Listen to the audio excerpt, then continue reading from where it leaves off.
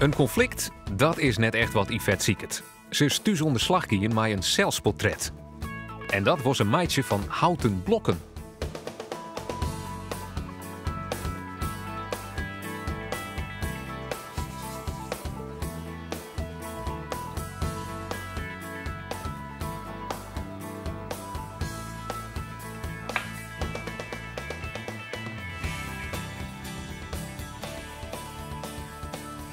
Ik kwam er eigenlijk al heel snel uit dat het thema van mij eigenlijk wel boatersgod is.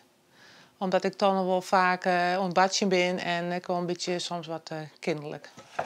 Wij zijn wel echt een hele familie die altijd enorm vol met speeltjes die en zingen, jongen en eigenlijk altijd daarmee aan de gang. Creatieve dingen maken, maar ik heel prutte badje. Eigenlijk altijd badje.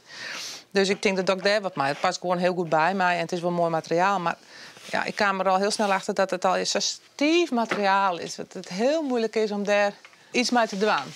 Toen kwam ik op blokken uit, bennenblokken. Dit is wel wat je dan vertellen was hoe die zelf. Dat is boertelijk best. Ja, en dat mijn karakter wel wat, soms wel wat chaotisch is. En dat makkelijk ben op uitkwam. En ja, er zijn gewoon verschillende karaktereigenschappen.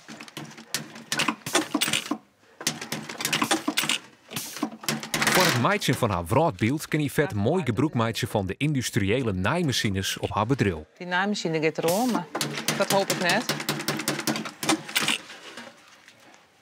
Hier komt nog een stokje op.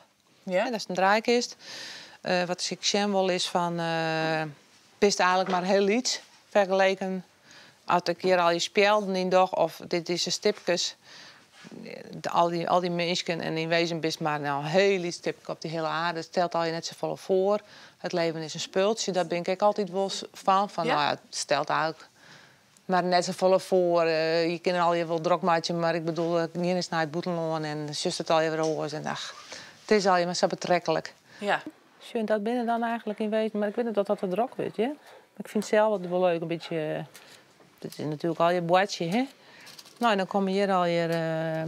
Dit ben dan in wezen de mensen in de wereld. En dan ben ik zelf ergens hier, een heel iets speldenknopje.